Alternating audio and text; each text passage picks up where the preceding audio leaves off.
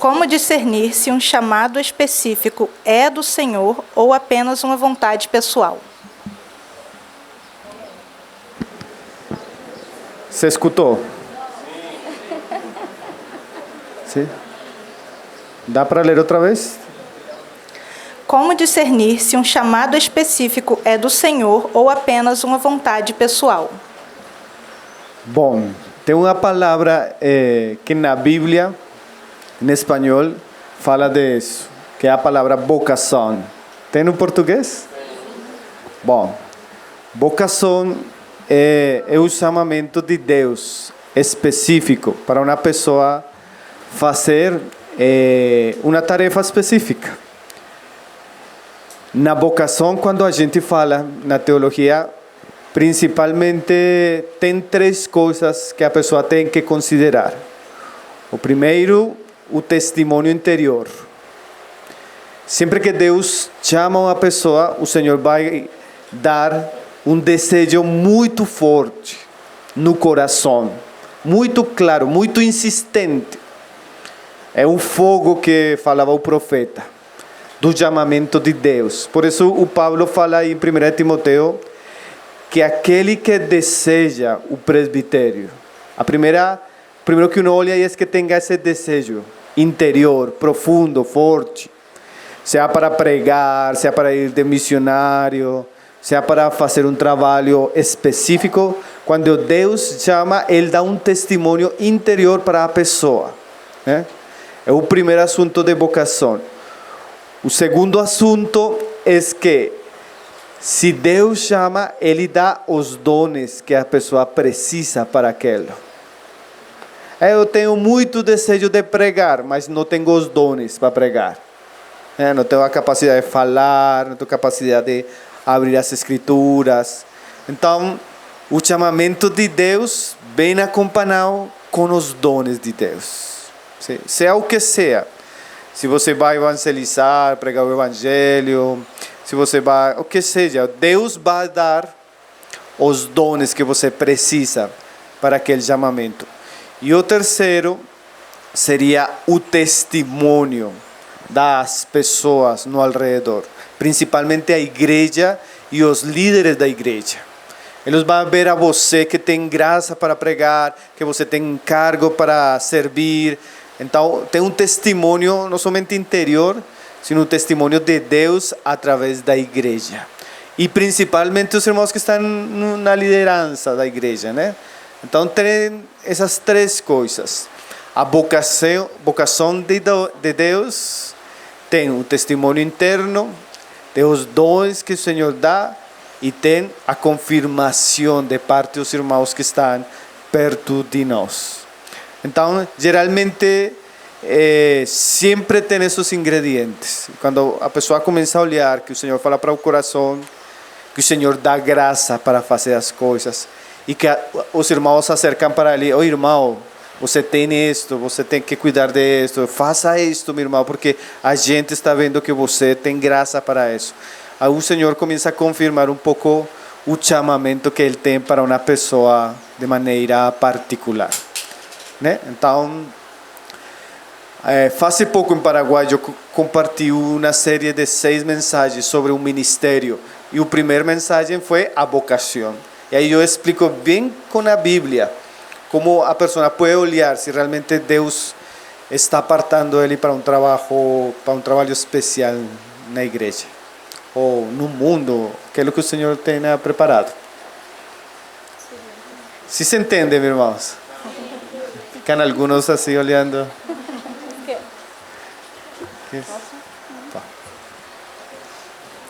Como saber se estou realizando a vontade de Deus?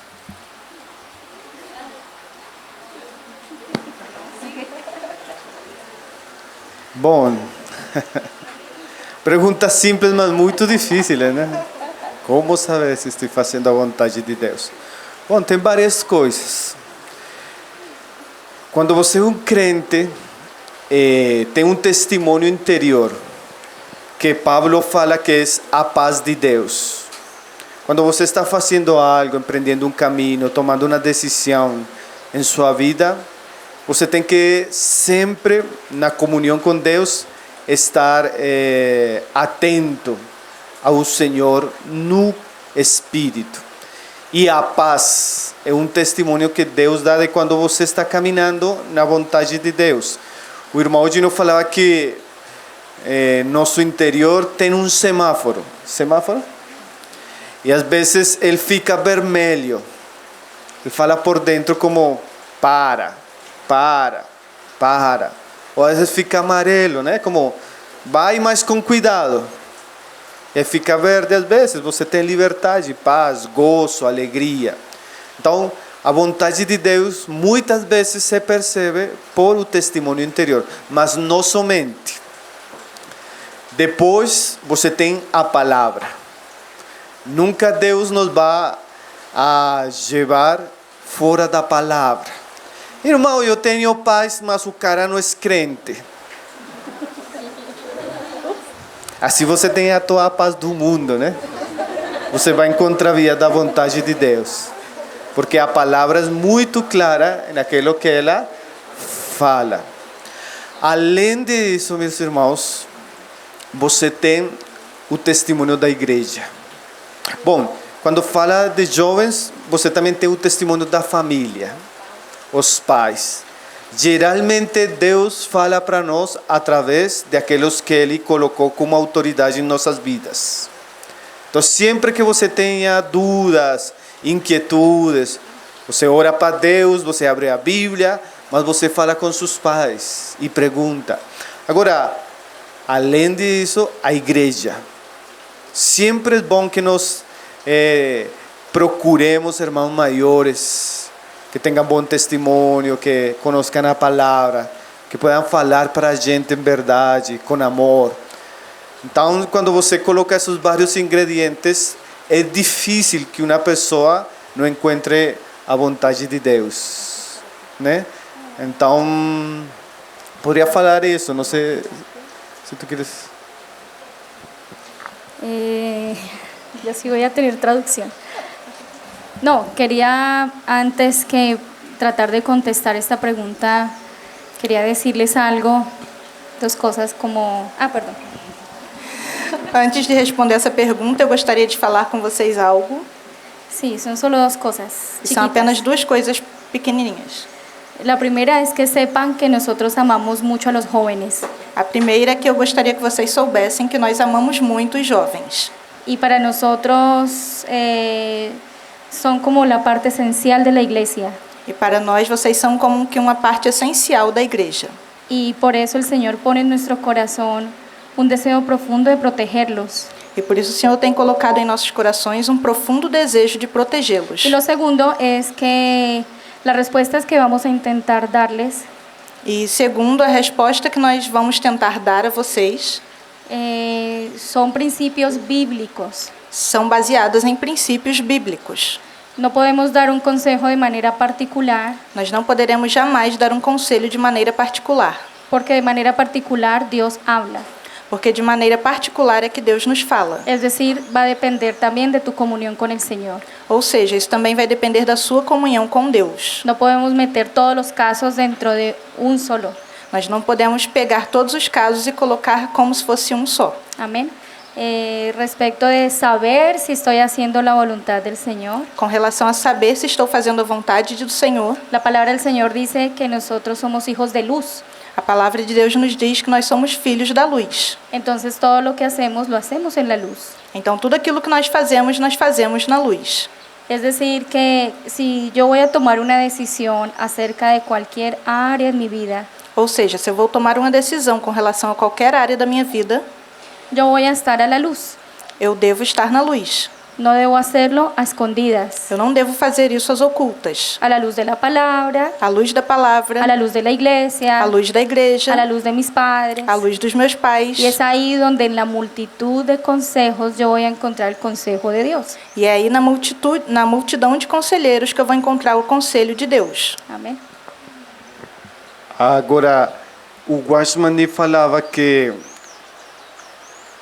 o mais importante para conhecer a vontade de Deus é querer fazer a vontade de Deus. Porque não adianta falar que eu quero fazer a vontade de Deus, mas no coração não. Então, muitas vezes a vontade de Deus é muito clara, somente que a pessoa não quer fazer. Os caminhos de Deus não são, num sentido, difíceis de entender, mas o problema está na obediência, meus irmãos. A vezes, olha só, vem um menino, uma menina para perguntar algo para a gente, e você pergunta, e você que acha?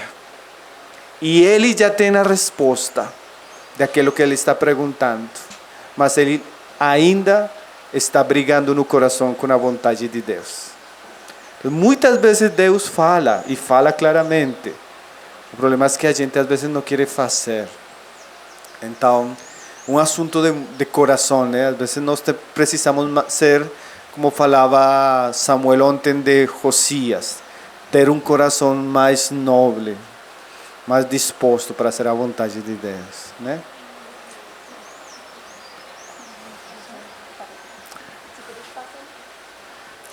O que você acha de maquiagem e as roupas de hoje em dia?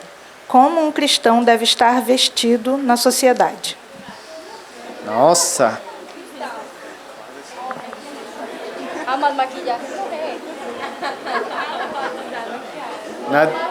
Ninguém quer responder essa pergunta aqui. Próxima. Uma boa pergunta. Uma muito boa pergunta. Bom, meus irmãos, tem que ter equilíbrio porque você no mundo, mesmo no mundo cristão, você tem duas realidades, né? Tem um cristianismo muito religioso, onde a vida cristã, a santidade está muito associada com o externo, né? Com o exterior. Então você tem que usar, não sei os nomes acá, falda, calça comprida, né? Saia. O homem tem que usar corbata, gravata. Então, se você não usa isso, você não é santo, né? É um extremo. Mas tem outro extremo do cristianismo, da igreja, onde o mundo ha gerado um impacto muito grande, tanto em homens, mas principalmente em mulheres. Por quê? Porque a Bíblia mostra, não somente a Bíblia, mas nós podemos ver que a vestimenta no homem não gera muita diferença, não gera muita tentação, não gera muito escândalo, mas na mulher sim. E nós como cristãos sim temos que ter uma visão da vida cristã, mesmo no trabalho, dinheiro, também como uma maneira de vestir. Que fala a Bíblia? A Bíblia fala principalmente para a mulher que sua maior preocupação não tem que ser o externo, sino o interno, o coração. Um coração adornado, santo, decoroso, manso, amoroso. E a Bíblia fala que a mulher não deve ser muito ostentosa. Sim? Agora, essa é uma passagem, ou seja, a preocupação maior das mulheres, das irmãs, tem que ser ter o caráter correto diante de Deus. Mas a Bíblia fala também, em Provérbios, da vestimenta da mulher ramera. Tem essa palavra em português? A meretriz. E advierte ao homem que com a vestimenta o homem pode identificar o coração da mulher. Porque não é somente vestimenta. Às vezes nós expressamos o que tem no coração com a vestimenta. Então a mulher tem que ter cuidado de chamar a atenção para algumas partes do corpo. É mais, nós devemos saber que a Bíblia, quando fala da vestimenta, ela tem o propósito de cobrir o corpo, cobrir a desnudez do corpo. Então, uma mulher cristã deve procurar roupa que cubra o corpo. E agora nesta geração é muito comum, né? Desde os cantantes, os atores de cine, a mídia, que a desnudez é muito comum. Então fica escandaloso agora a roupa que algumas mulheres usam, onde elas somente, praticamente já não usam roupa externa, sino a roupa interior, né? O corpo é destapado demais. Então a mulher tem que ter cuidado, porque nós hoje falávamos, o homem vê e o homem tem pensamentos, e aí responsabilidade do homem, né? Mas a mulher também peca quando ela gera tentação para aqueles que estão em seu alrededor.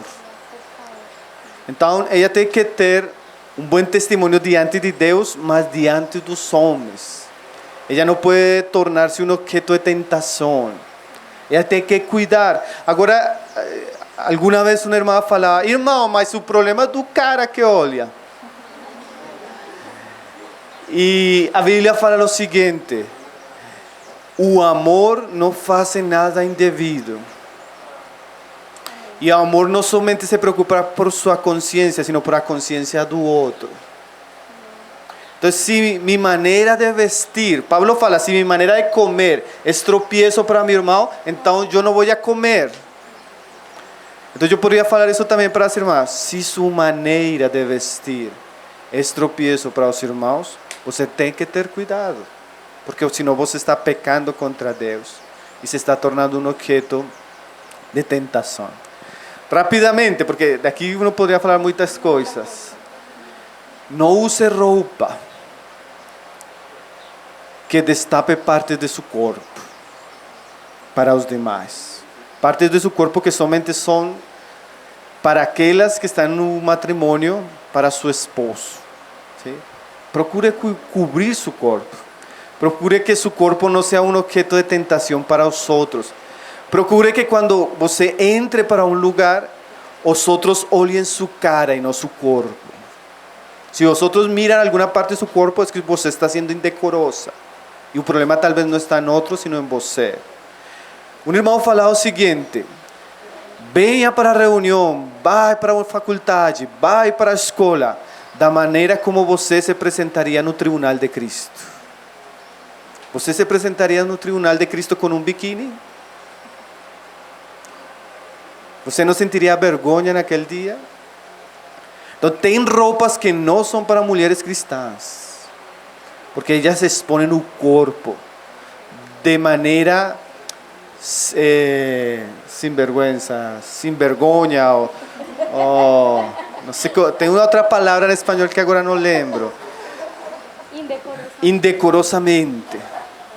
Então, vista-se com uma roupa que você usaria no tribunal de Cristo. Outro irmão falou, vista-se com roupa que você usaria no dia da morte. Ou vista-se com roupa que você usaria quando Cristo retorne. Agora tem que ter muito cuidado, meus irmãos e minhas irmãs, porque desse mundo, a moda, vira um impacto sobre nossa mente. E achamos que é normal, mas não é muito normal. Eu recomendaria um livro que se chama Modéstia Cristã para as Mulheres, onde em verdade a maioria de certos países, e Brasil tem isso, a maneira como a mulher se veste no Brasil não é muito comum em outros países. É verdade, eu falo com amor, como a Diana falou, mas a gente quando vem de fora fica escandalizado com a vestimenta das mulheres aqui. Não é muito comum. Mas para vocês é comum, porque tem essa ideia de que quando você coloca a rana, o sapo, na panela, o sapo, e você coloca calor para o sapo se vai acomodando e se vai acostumando. E nós nos acostumamos à imoralidade. Então, minhas irmãs, procurem diante do Senhor. Eu acredito que toda mulher tem que orar para o Senhor, pedir sabedoria, pedir conselho sobre como deve ser minha vestimenta como cristã. Minha vestimenta apunta a meu rosto, apunta a meu corpo, glorifica a Deus, é objeto de tentação para meus irmãos, estou vestindo o mesmo jeito que a mulher do mundo.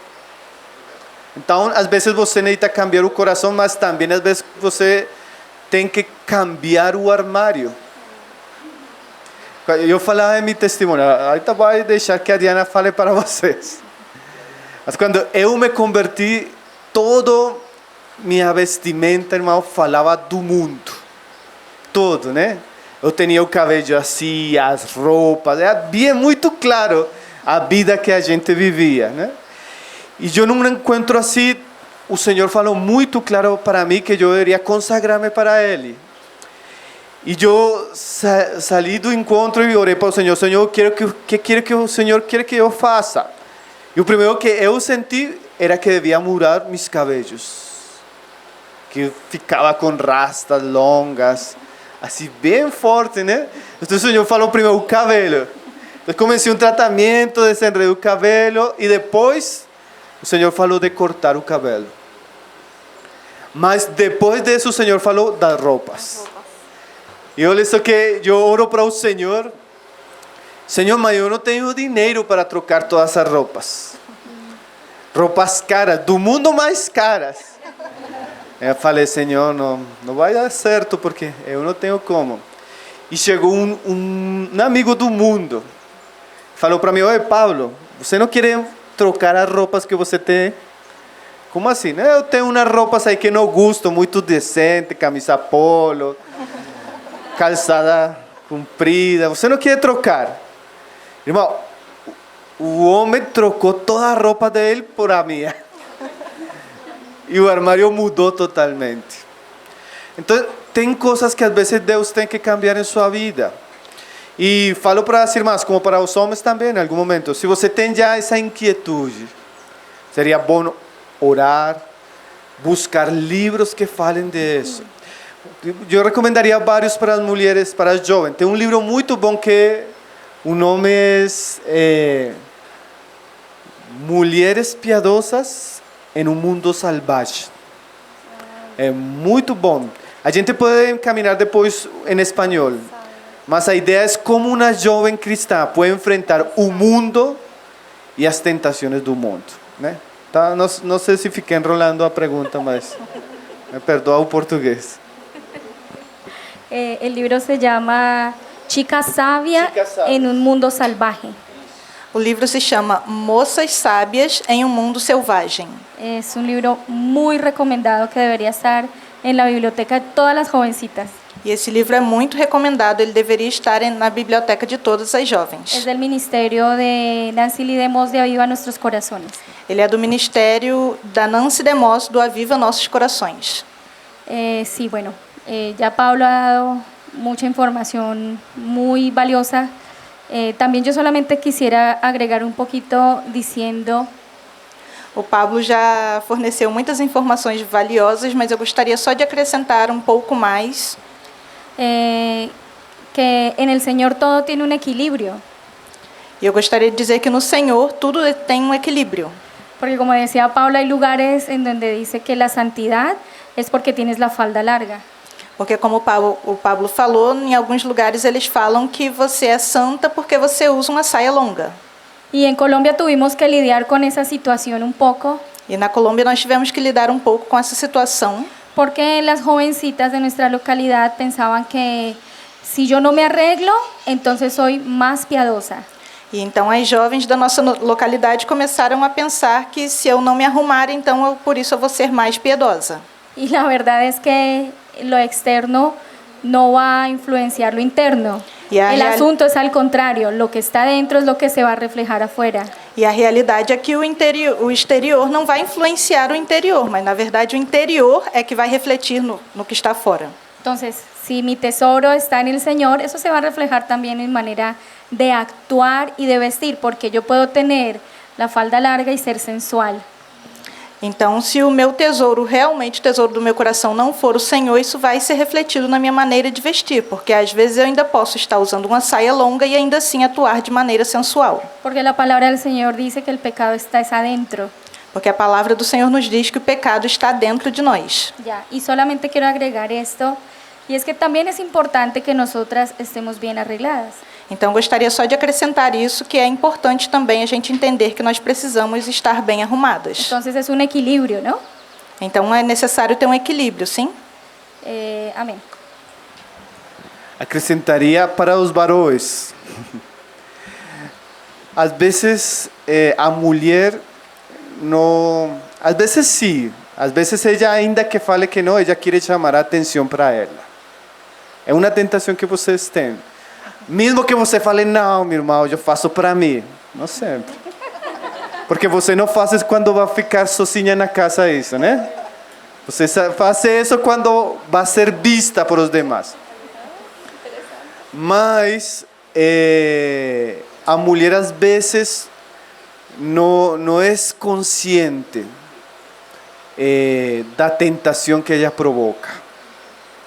Então, falaria para os homens, principalmente para os que vão ser pais, ou você é irmão você tem uma irmã na carne, ou você está namorando talvez.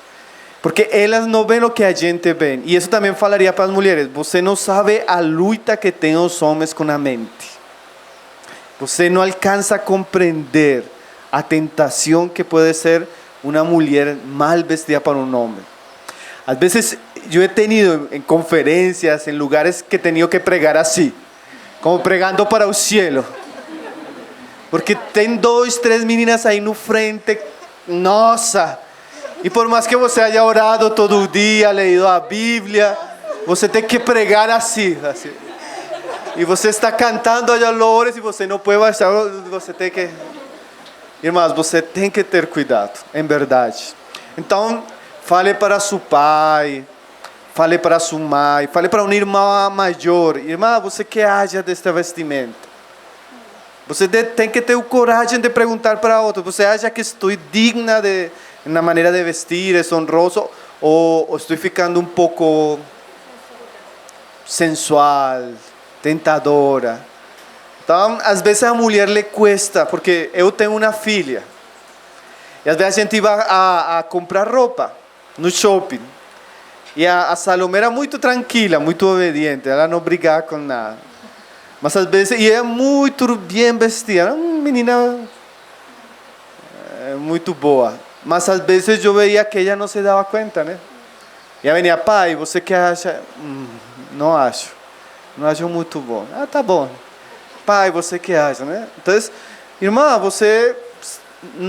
sempre a gente tem que ter o aconselhamento, sempre a gente tem que estar na luz. Na luz. Agora... Alguém falou um dia que quando a mulher não cuida da vestimenta e fica muito atrativa para os homens, geralmente ela vai atrair homens que só têm interesse no corpo. Eles não vão amar a você como pessoa, sino somente vão ver ou amar o que vêem. E isso você fica atraindo somente homens carnais. Então, se você quer atrair um homem de Deus, você tem que mudar às vezes. Ou falo para um irmão, irmão, você quer... Não é bom. E por quê? Minha vestimenta, meu irmão. É porque a gente tem que...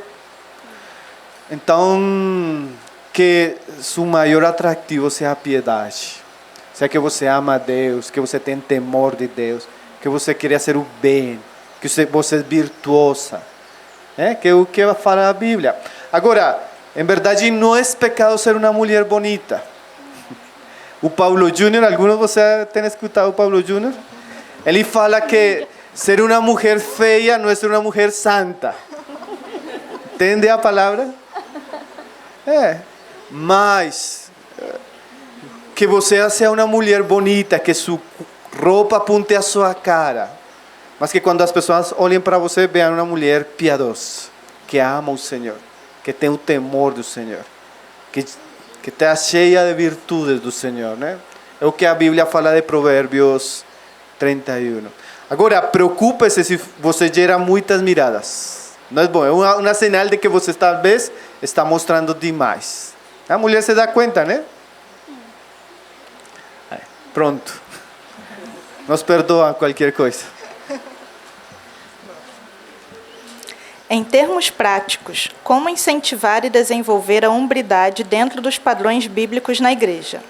Observação: não falo de relacionamentos amorosos, mas a questão prática do viver de um homem de Deus.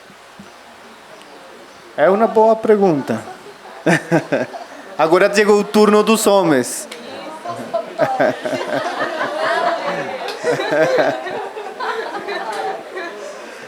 Bom, a Bíblia fala que mesmo que o homem e a mulher, diante de Deus, na salvação, na herência eterna, têm os mesmos direitos, a Bíblia sim fala de uns roles, uns papeles muito particulares para o homem e para a mulher. Agora, ainda que o homem não tenha o propósito do casamento, se aqueles padrões de masculinidade têm que estar em sua vida. Principalmente tem 3 padrões que a Bíblia fala do papel do homem. Primeiro, o homem tem que ser trabalhador. E eu acredito que todas as famílias, e na igreja mesmo, né, tem que insistir desde temprano nos jovens, nos meninos, a responsabilidade deles trabalhar, a responsabilidade deles preparar-se para ter um trabalho onde eles possam prover para a sua casa. Então, às vezes, as mães, principalmente as mães, fazem muito dano para os meninos quando elas criam um menino que é um vagabundo na casa. Entende a palavra? Entenderam? Entendo. O menino tem que aprender a pintar, decorar, trabalhar, arreglar a eletricidade, fazer coisas de homem. O pai deveria, desde pequeno, estimular a ele a ser homem. Porque geralmente você encontra que aos 20 anos a mulher já está madura, já se formou, já está trabalhando e ela quer casar com um menino e o menino ainda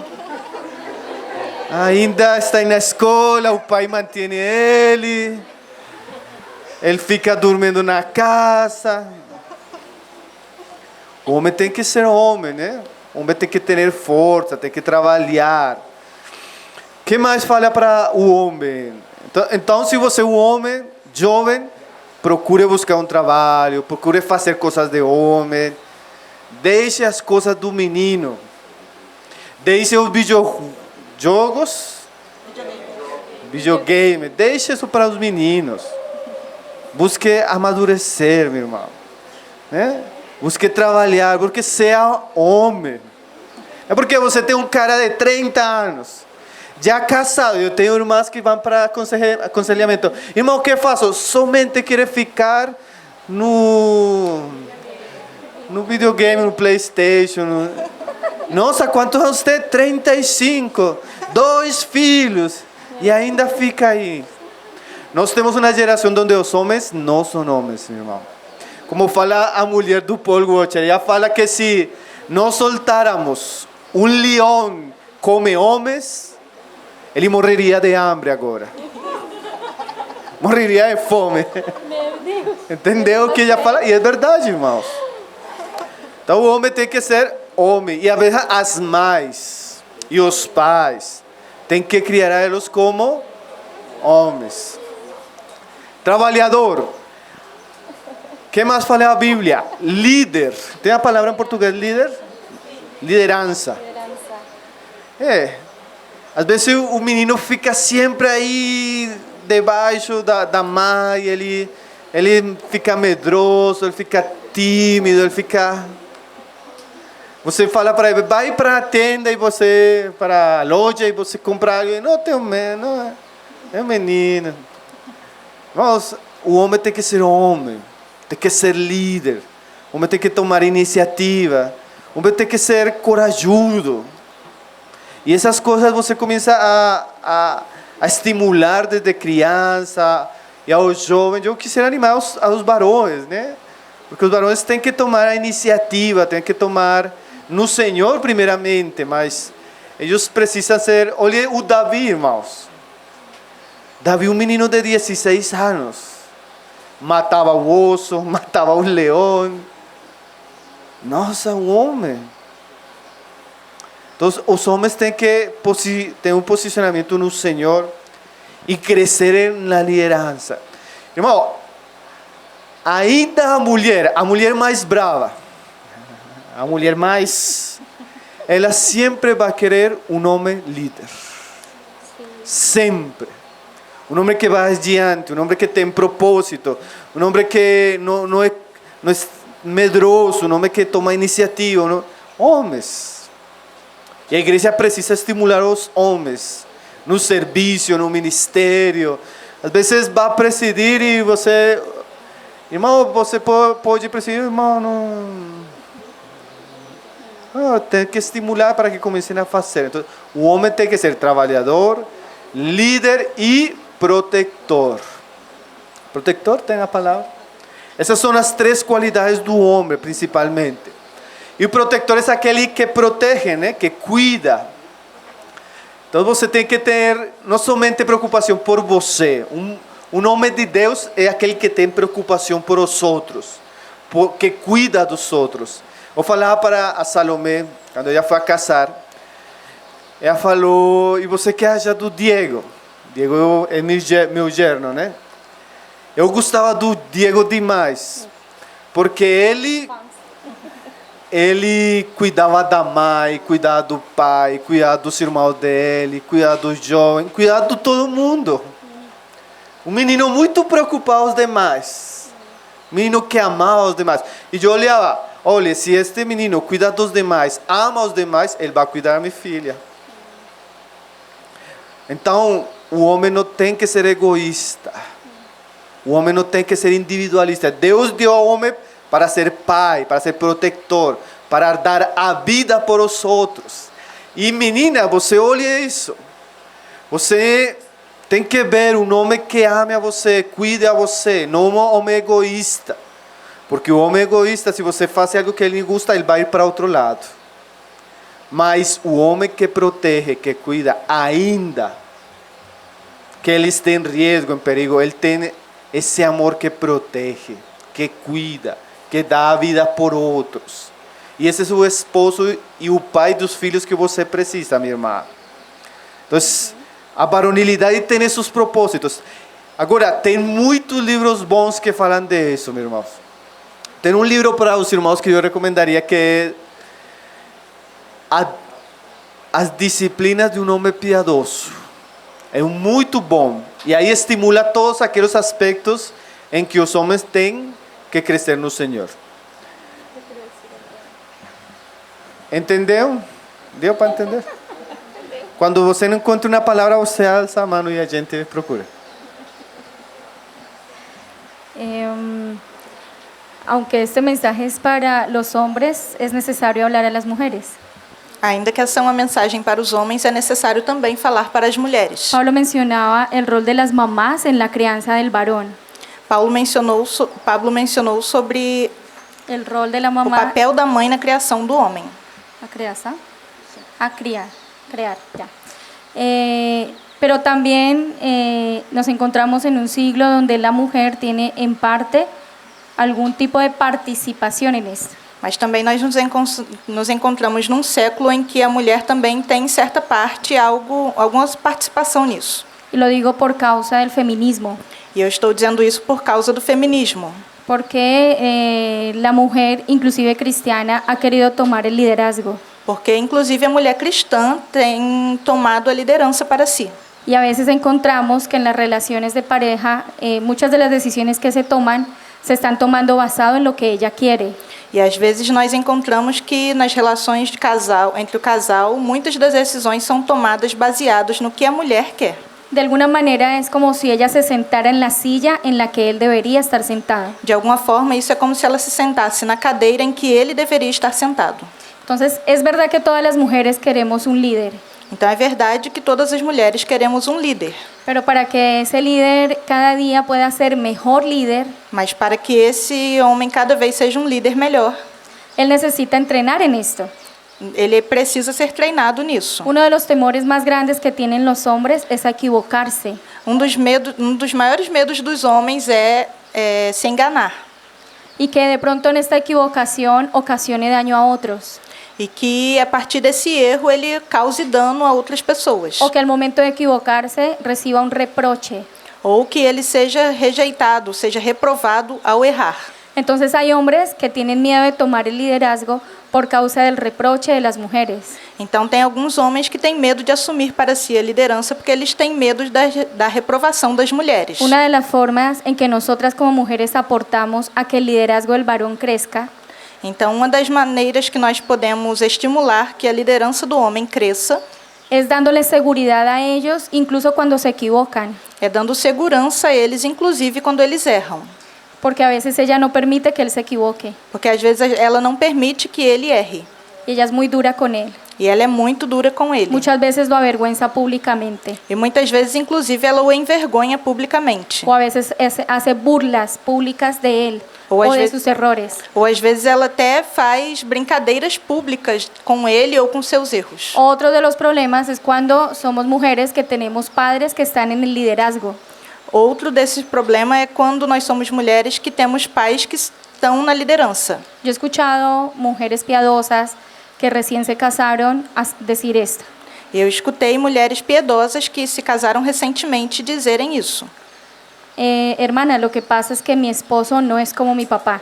Irmão, o que acontece é que o meu marido não é como meu pai. Mi papá es un hombre piadoso, es un hombre que hace así, es un hombre que dice esto. O meu pai é um homem piedoso, é um homem que faz assim, que é um homem que diz isso. Y eso es un grave error. E esse é um grande erro. Porque primero su papá tiene 60 años.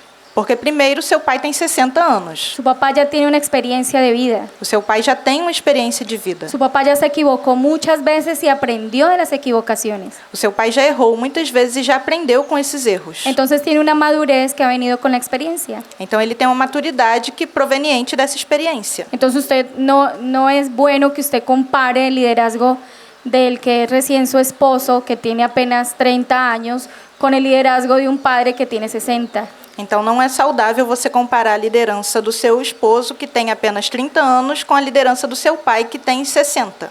Entonces, para la que se va a casar, comprenda desde ahora que el Señor debe formar y debe potenciar ese liderazgo en él. Então, para você que está para se casar, compreenda desde já que o Senhor vai potencializar e formar essa liderança nele. Y que en este papel de hacerlo crecer a él, ella tiene un lugar.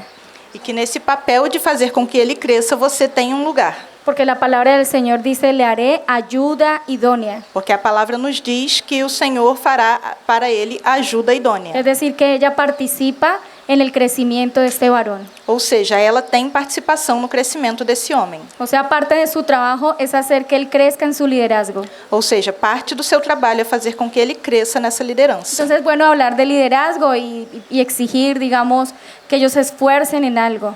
Então é bom falar sobre a liderança, mas também exigir que ele se esforce por isso. Pero también participar activamente a favor de esto. Mas também participar ativamente a favor disso. Amén.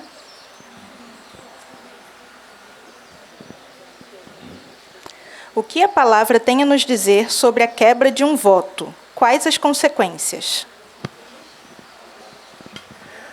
Bom, no Tozer tem um livro muito bom, meus irmãos, que o nome é 5 votos para obter poder espiritual. Alguns conhecem? E o que Tozer fala que quando você faz um voto para Deus, é muito provável que você vai quebrar. Mas o melhor é pedir perdão e seguir adiante, procurar restaurar o voto. Então, a ideia, meus irmãos, porque você vai falar, por exemplo, vou ler a Bíblia todos os dias. Você leu 5 dias, no 6º dia você não leu. E foi o 7º dia você fica vergonhado, né? Envergonhado. Senhor, eu não li a Bíblia ontem. O Senhor, eu sou um mau cristão. Mas em vez de voltar a ler, fica na vergonha e fica na acusação. Então, Tozer fala, pida perdão, mas volte a fazer. Porque muitas das disciplinas espirituais que a gente vai aprender e crescer nelas, tem dias onde a gente vai ter difícil fazer. Então a gente tem que procurar persistir com o tempo. Então se você quebrou, restaure, porque o Senhor dá oportunidade, misericórdia. O pior seria que você deixe de fazer, porque quebrou, né? Aí seria pior. Mas siga adiante, meu irmão. Às vezes a gente vai ter dias muito ruins, épocas muito ruins. Então a gente vai ter que aprender a lidar com nossa debilidade, com as dificuldades no dia, com épocas muito ruins e, apesar, além disso, seguir adiante. Então, às vezes, fazemos algum compromisso com o Senhor e quebrou um dia, então, esqueci. Isso é pior. A gente quebrou, mas pode restaurar e vai procurar e siga adiante e procura o Senhor. Então siga adiante, meu irmão, não fique envergonhado, sino procure restaurar aquilo que quebrou. Amém? Como deve ser a relação do cristão com o dinheiro na prática? Bom, a Bíblia fala bastante disso. Tem muitas coisas para dizer. O primeiro que a Bíblia advierte é que o cristão, ainda que Deus dê dinheiro para ele não deve amar o dinheiro. Porque quando você ama o dinheiro, facilmente você vai quebrar alguns princípios na vida cristã. Como que? Se eu amo mais o dinheiro que o Senhor, facilmente eu pego um trabalho, mesmo que o trabalho deixe a pessoa sem poder se congregar. Um trabalho que aparta você do Senhor não é uma bênção, é uma maldição. Mesmo que você ganhe 4 ou 5 vezes mais dinheiro.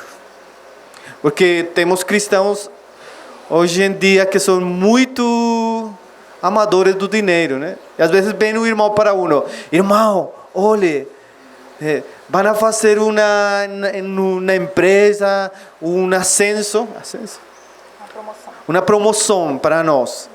Mas somente tem um problema. A gente não vai poder vir os domingos. Somente. Eu falo, meu irmão, isso não é uma bênção, não é uma maldição. É uma armadilha do Satanás para a sua vida. Então você vai ter que ter cuidado de não amar mais o dinheiro que o Senhor. Ou a família. Quando a pessoa ama mais o dinheiro, às vezes abandona a família por o dinheiro. E parece muito bom porque compra melhor carro, melhor casa, os filhos têm a melhor roupa, mas o pai ou a mãe nunca está. Então, que tem que ter cuidado, meus irmãos, que o dinheiro torne-se um ídolo para nosso coração. O segundo é que a Bíblia fala que se você tem dinheiro, você não pode pôr a confiança nele. Ou seja, a segurança, porque o dinheiro dá uma sensação de segurança. Você antes não trabalhava, mas formou, agora tem trabalho, agora você ganha dinheiro, você tem uma conta bancária, você já não depende de seus pais, então o coração fica como mais... Não sei se você tem essa experiência, né? Na medida que você tem dinheiro, você fica com uma sensação de segurança. A Bíblia adverte que você não tenha confiança nele. A Bíblia fala que você seja rico em Deus. E talvez a melhor maneira de nós não pôr a confiança com o dinheiro é ser generosos. Generosos. Então, na medida que Deus dá para você, honre a Deus. Tenha compaixão dos outros. Seja generoso. E é uma maneira de invertir o dinheiro nas coisas eternas. Então, não fique confiado nele, não ame ele, seja generoso. E, bom, tem um livro muito bom. Tem muitos livros, irmão. Eu gosto de recomendar livros porque talvez a gente não vai poder falar muito disso, mas aí tem uma referência. Tem um livro muito bom de Paul Tripp, que o nome é Sexo e Dinheiro. Irmãos, bom demais. Principalmente para os homens, porque talvez essas são as 2 tentações mais grandes que nós vamos a encontrar: o dinheiro e a tentação sexual. Então, o livro é muito bom, em aquele aspecto, né? Então eu recomendo para eles. Como ter mais disposição e vontade para orar e ler a palavra? Bom, algo que para irmãos, eu creio que todos os jovens têm que entender que orar como ler a Bíblia é uma disciplina com que a gente não vem, algo que se aprende, algo que você desenvolve, algo que você cresce. E algo que para mim, tanto na oração como na leitura da palavra, foi muito bom, muito estimulante, foi ler bons livros de esses temas. Quando eu comecei a caminhar com o Senhor, peguei um livro muito bom que recomendamos aos irmãos. O livro é O Cristão de Joelhos, de Rodillas. Joelhos. Irmão, quando eu leí esse livro, fiquei tão impactado por o testemunho do livro que comecei a orar mais. E pegava outro livro da oração do Watchman Nee ou de Lance Lambert ou de outros irmãos, e na medida que eu leía da oração, o resultado era que queria orar mais. Então, para aqueles que querem orar mais, leiam bons livros sobre a oração. Isso estimula a você a orar mais e mais constantemente. O mesmo sobre a leitura da palavra. Eu também aprendi na experiência, irmãos, que para mim foi muito bom pegar um plano de leitura diária. Porque o plano de leitura, de alguma maneira, dá a disciplina que a gente às vezes não tem. Então eu pego o plano e olho, hoje tenho que ler 2 capítulos. E se não leio na manhã, eu fico com o assunto de que tenho que ler e amanhã também tenho que ler. Então, tem muitas maneiras que você pode crescer, mas na leitura da Bíblia, eu recomendaria que você pegue um plano, talvez com outro irmão, se você não pode fazer sozinho, e se estimulem a fazer a leitura diária. E orem para que o Senhor fale. E você vai ver que começa a criar-se uma disciplina. O livro das disciplinas do homem piedoso fala dessas disciplinas: oração, leitura da palavra, congregar-se, todos os aspectos que Deus quer que nós possamos crescer. Aí fala. Mas eu recomendaria bons livros, dão muita instrução nessas áreas para vocês crescer. Yo solo quisiera aumentar algo. Eu gostaria de acrescentar algo. Y de un lado, sí, definitivamente nos tenemos que esforzar, E por um lado, sim, definitivamente a gente precisa se esforçar. porque nuestra carne no quiere nada con Dios. Porque a nossa carne nunca quer nada com Deus. Y si nosotros esperamos a que esta voluntad nazca algún día, E se a gente for esperar que essa vontade nasça no nosso coração algum dia, posiblemente nunca llegue ese día. possivelmente esse dia nunca vai chegar. En mi experiencia, una de las cosas que más me ha ayudado ha sido el deseo de conocer más al Señor. Na minha experiência pessoal, uma das coisas que mais tem me ajudado é o meu desejo pessoal de conhecer mais ao Senhor. Definitivamente no me acerco ni a su palabra, ni en oración como un asunto de cumplir, digamos, un requisito religioso. De uma maneira pessoal, eu nunca me aproximo do Senhor ou da sua palavra, da oração, como se fosse um assunto de cumprir uma obrigação religiosa.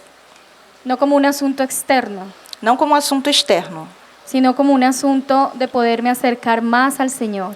mas sim como um tema de poder me aproximar mais do Senhor. Y definitivamente cualquiera que se ha acercado al Señor y ha empezado a conocerle, E definitivamente qualquer um que se aproximar do Senhor e começar a conhecê-lo, empieza a enamorarse más de Él. começa a se apaixonar mais por Ele. Y entonces empieza a fortalecerse una relación profunda de amor con el Señor. Então aí começa a ser fortalecida uma relação profunda de amor com o Senhor. Y entonces en ese acercarnos al Señor, el mismo Señor empieza a poner nuestros propios métodos. Então nessa aproximação com o Senhor, o próprio Senhor começa a colocar esses próprios métodos.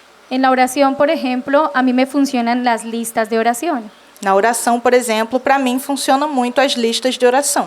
Mas yo me acerco en oración porque para mí es como una cita con Él. Mas eu me aproximo em oração porque para mim é como um encontro com Ele. Como que esa es mi cita diaria con Él. É como se esse fosse o meu encontro diário com Ele. Entonces, a veces lo hago en un tiempo específico, en otras jornadas ese tiempo específico es mudado por causa de los viajes. Então, às vezes eu faço durante um tempo, num período específico, às vezes isso também é mudado por conta das viagens. Porque, a ver, si yo digo mi tiempo de oración es todos los días a las 5 de la mañana, Porque, por exemplo, se eu estabeleço que o meu período de oração é todos os dias às 5 da manhã. entonces resulta que anoche estuve enferma y hoy desperté a las 8. Então, eu fiquei doente de noite e por isso hoje eu acordei às 8. Entonces, ¿qué puede pasar en mi conciencia? Então, o que pode acontecer com a minha consciência? Que yo voy a decir, ya no tuve tiempo de oración. Que eu vou dizer, eu não tive o meu tempo de oração. No, mismo que me levanté a las 8, el deseo de tener una cita con Él, yo puedo tener mi cita con Él en esa hora. Não, mas ainda que eu me levante às 8, eu ainda posso ter o meu encontro com Ele e o meu tempo de oração nesse horário. Es decir, yo debo buscar que mi relación con Él cada día crezca. Ou seja, eu devo buscar que a minha relação com Ele cresça a cada dia. Entonces, de esta manera, si sale el sol o si llueve, se hace frío o calor, esa cita no va a ser interrumpida. Ou seja, dessa forma, se sai o sol ou não, se chove ou se faz calor, esse encontro nunca vai ser interrompido. Si estoy en casa, si estoy viajando, es decir, las situaciones externas no van a afectar mi cita con Él. Se eu estou em casa ou se eu estiver viajando, isso quer dizer, a minha situação exterior, as situações ao meu redor não vão interferir no meu relacionamento com Ele. Con eso no estoy diciendo que no debemos imponernos una disciplina. E com isso eu não estou querendo dizer que não devemos impor-nos uma disciplina. Claro, necesitamos la disciplina, Claro, nós precisamos da disciplina, pero que esta disciplina sea fundamentada en el profundo deseo de conocerlo a Él. mas que essa disciplina seja fundamentada num profundo desejo de conhecê-lo. Hace un tiempo yo le dije al Señor, fue un voto con Él, Há um tempo atrás eu fiz um voto com o Senhor. y dije, no voy a permitir que pase un solo día sin escuchar su voz. E eu falei para ele, eu não vou permitir que se passe nenhum só dia sequer sem escutar a sua voz. Y la verdad se vuelve tan rico que casi que me hago dependiente de esa voz. E na verdade isso tem se tornado algo tão rico para mim que praticamente eu me torno dependente dessa voz. Entonces, que su relación con el Señor no sea un asunto solamente externo, Então que a sua relação com o Senhor não seja apenas um assunto exterior, sino que a medida que usted le conozca, seguramente le va a amar más. mas com certeza à medida que você o conhecer, você vai amar mais a Ele. Entonces, caminamos de frente a amarle y conocerle, Então caminhamos de frente rumo a amá-lo e conhecê-lo, que es lo que estaba en el corazón de Dios desde Génesis. que é algo que estava no coração de Deus desde Él Gênesis. quería darse a conocer. Ele queria se dar a conhecer. Amén. Quando a dedicação e esforço em um serviço da igreja pode se tornar carnal ou negativo? Bom, essa é uma pergunta que fazem muitos irmãos. Às vezes eu falo algo, irmãos, em ambiente da comunhão dos irmãos, que eu tenho achado muito. Principalmente, tem a leitura de uns livros que são muito bons. A leitura dos livros do Watchman Nee. Mas, às vezes, quando você somente lê um autor, às vezes você fica com certos medos. E é muito comum que às vezes os irmãos, quando leem o homem espiritual, o espírito, alma e corpo, fica essa dúvida de quanto eu estou servindo no espírito, fica essa dúvida de quanto eu estou servindo na carne, na alma. Pero, em geral, todo cristiano, desde o começo da vida, deveria involucrar-se no serviço, meu irmão. Sea un servicio menor, sea un servicio que aparentemente no es tan importante porque no es visible, mas todos nos deberíamos ejercitarnos no servicio al Señor. De los tesalonicenses fala a Bíblia que ellos deixaram os ídolos para servir ao Deus vivo. Mas agora, quando o serviço seria na carne? Bom, como quando a gente falava agora dos pensamentos. Quando os pensamentos são da carne, eles têm um cheiro, né? Tem contienda, tem divisão, tem envidia, tem vanagloria, tem. Quando eu vejo que estou servindo na igreja na carne, quando meu serviço não é para a glória de Deus, quando eu não faço por amor ao Senhor, quando eu não faço com alegria, com gozo no espírito, sino pelo contrário, eu faço para minha glória, faço brigando com os irmãos, faço com ciúmes, aí eu estou servindo na carne. Então, aí quando eu vejo que estou servindo na carne, eu tenho que ter arrependimento, mas não deveria deixar de servir. O serviço é muito importante.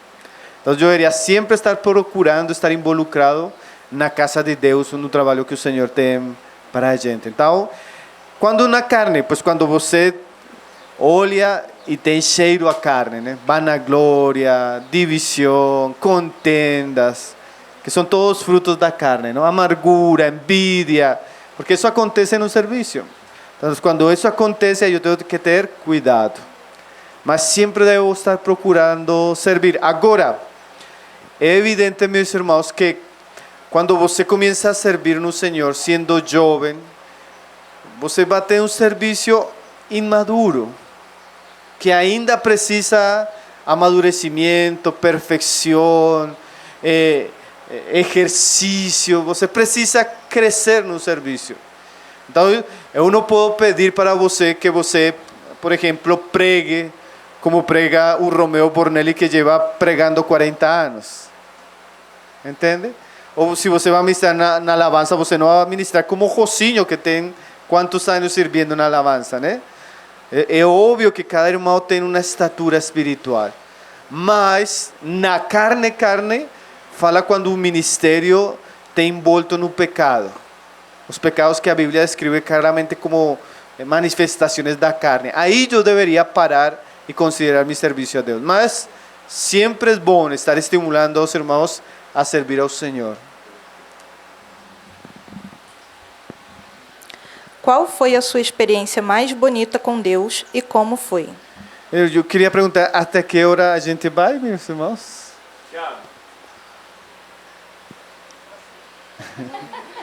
Já passou.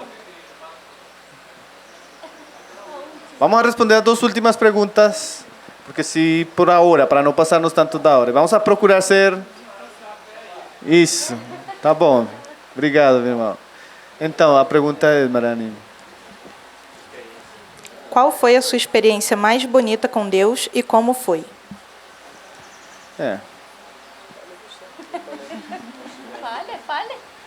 Hoje falei bastante na pregação de... Então, vai deixar que a Diana fale. Bueno, yo creo que no tengo en sí una sola experiencia que diga, esta ha sido la más bonita. Bom, acredito que eu não tenho assim uma experiência única que eu diga que foi a mais bonita. Porque a la verdad, cada vez que nosotros nos acercamos al Señor y tenemos una experiencia con Él, Porque se hace una experiencia significativa. Porque, na verdade, cada vez que nós nos aproximamos do Senhor e temos uma experiência com Ele, essa sim é uma experiência significativa.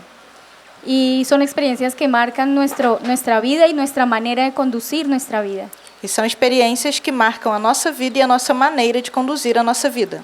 Y yo solamente podría concluir en esta pregunta que hace la persona es, definitivamente la experiencia más bonita que usted puede tener con Dios es cada experiencia en la que usted puede conocerlo más a Él. E eu só posso concluir nessa pergunta dessa pessoa, é que cada experiência que você tenha com o Senhor é sempre a sua experiência mais bonita com Ele. Mas yo no estoy hablando del conocimiento que viene solamente a nuestra mente. Mas eu não estou falando somente do nosso conhecimento que vem na nossa mente. Es decir, como cuando usted aprendió a sumar, Ou seja, como quando você aprendeu a somar. o cuando usted descubrió que 2 más 2 era 4. Ou quando você descobriu que 2 mais 2 era 4. No estoy hablando de esa experiencia. Eu não estou falando dessa experiência. Porque a veces usted está leyendo la palabra y está conociendo quién es Él. Porque às vezes você está lendo a palavra e você está conhecendo quem Ele é. Pero es diferente cuando usted siente que Dios resalta un pasaje para usted Mas é diferente quando você sente que Deus ressalta uma palavra para você. y que esa palabra fue tal vez la respuesta que usted venía buscando hace un tiempo. E que essa palavra foi talvez a resposta que você já estava buscando há um tempo. Entonces ahí viene algo que se llama revelación. E então aí entra algo que se chama revelação, que es como la enseñanza del Espíritu Santo a nuestra vida, que é como o ensinamento do Espírito Santo a nossas vidas, que marca nuestra vida, que marca a nossa vida, que direcciona nuestra vida, que direciona a nossa vida, que hace que nosotros cambiemos de decisiones. que faz com que nós mudemos as nossas decisões. Y esas son las experiencias con Dios que nosotros deberíamos buscar. E essas são as experiências que nós deveríamos buscar com Deus, La revelación suya, a sua revelação, la revelación profunda de quién es Él y qué quiere Él. uma revelação profunda de quem Ele é e do que Ele quer. No es específicamente si lloro, si no lloro, Não tem a ver especificamente com se eu choro ou não choro, o que veo ángeles o que no veo ángeles, ou se eu vejo ou não vejo anjos, o si pasan cosas extraordinarias o no. ou se acontecem coisas extraordinárias ou não. Porque la verdadera vida cristiana no depende de todo eso, no depende de eso. Porque a verdadeira vida cristã não depende de tudo isso. Entonces no persiga, digamos, ese tipo de cosas. Si el Señor quiere, tal vez eso se va a dar. Então não devemos perseguir esse tipo de coisa. Se o Senhor quiser, é claro que isso vai acontecer. Lo que usted debe perseguir es la revelación. O que você deve perseguir é a revelação de quem Ele é. Amén. Eu quero falar somente duas coisas. Agora que Diana falou um pouco da leitura da Bíblia, da oração. Irmão, tem duas coisas que eu gosto demais. Experiências com o Senhor, irmão, que eu talvez não trocaria por nada. E uma, o devocional na manhã. Irmão, o tempo de devocional na manhã sempre é algo onde a gente enche o coração, se acerca a Cristo. Então, eu se falar uma experiência da qual nunca quisiera perder minha vida, o devocional na manhã. E a segunda, irmão, que eu falava isso na pregação há algum tempo, irmão, que eu não quisiera cambiar isso por nada do mundo, meu irmão. O domingo, quando a gente se reúne para hacer memória do Senhor. Irmão, eu gosto demais dessa experiência. Eu desfruto, irmão. Eu fico com saudade da igreja quando a gente está viajando, mesmo que está entre outros irmãos. Irmão, eu amo a igreja e quando a igreja se reúne para adorar o Senhor. Irmão, eu creio que posso deixar de pregar, posso deixar de fazer muitas coisas, mas não poderia deixar a devocional na manhã e a comunhão do domingo da igreja. Nossa, eu sinto que o Senhor visita a gente nesses tempos. Então, eu personalmente nunca he tenido uma experiência extraordinária na vida, irmãos. Não tem sonhos, não tem revelação, não tem nada. Eu escuto irmãos que falam, que veem ángeles, que fazem. E que bom, Deus dá para eles, né? Mas Deus, a espiritualidade de Deus é mais simples que aquilo que às vezes a gente procura, né?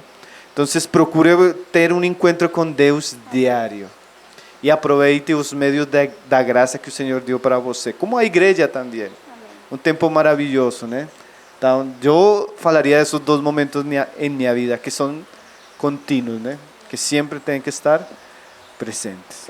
A última pergunta. Como exortar alguém com um coração duro? Bom, Provérbios diz que a palavra blanda tem palavra blanda, né? Aplacar a ira. Eu tenho uma experiência porque eu gosto de exortar muito os irmãos. Às vezes alguns têm um coração duro, às vezes têm um coração mais nobre. Mas que faço? É uma experiência que fez com a Salomé, que fez com os irmãos que estamos servindo no ministério, ou que faço com alguns irmãos que estão talvez em alguma situação pecaminosa na igreja.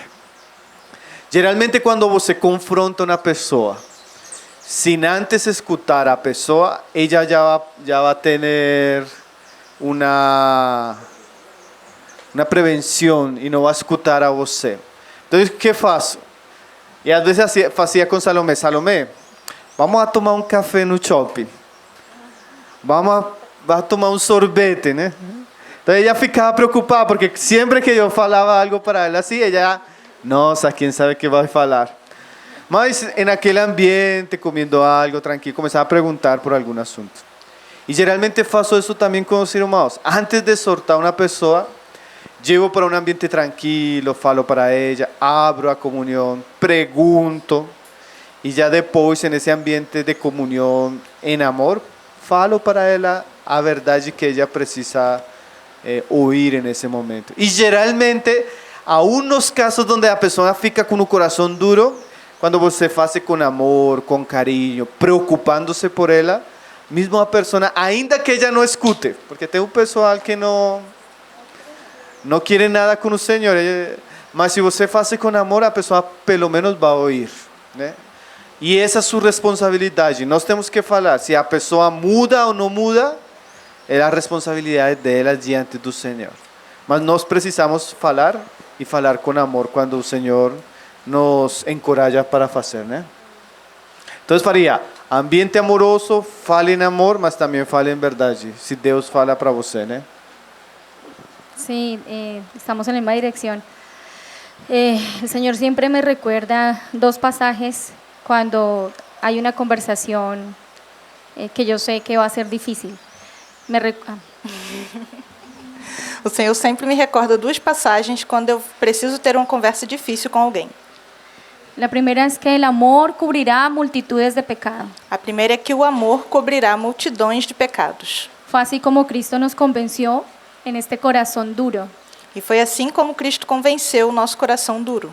Y verdaderamente el amor es capaz de quebrar hasta los corazones más duros. E definitivamente o amor é capaz de quebrantar os corações mais duros. Como Pablo decía, más con la verdad, Então, Paulo dizia más con la verdad. que além do amor devemos usar também a verdade. Y ahí viene el segundo pasaje que está en Proverbios 3:3. E aí vem a segunda passagem que está em Provérbios 3:3. Ustedes saben que en Proverbios es una multitud de consejos, E vocês sabem que Provérbios é uma multidão de conselhos. consejos en toda dirección. Conselhos de todos os tipos. Pero me gusta Proverbios 3:3 porque él pone dos palabras juntas y las pone en orden.